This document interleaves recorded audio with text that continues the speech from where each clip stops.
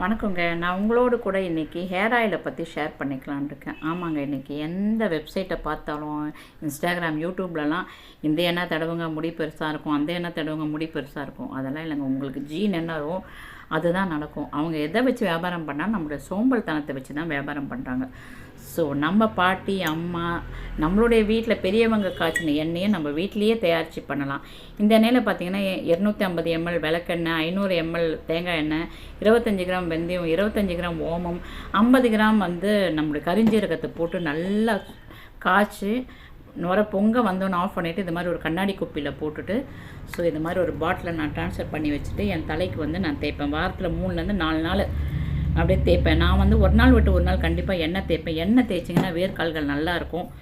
எனக்கெல்லாம் ரொம்ப நல்ல முடி இருந்தது. இப்போது கொட்டிடுச்சு. பட் நான் இந்த எண்ணெய் தாங்க பண்ணுறேன். உங்கள் சோம்பல் மற்றவங்களுக்கு நீங்கள் வியாபாரமாக தராதீங்க, சரிங்களா?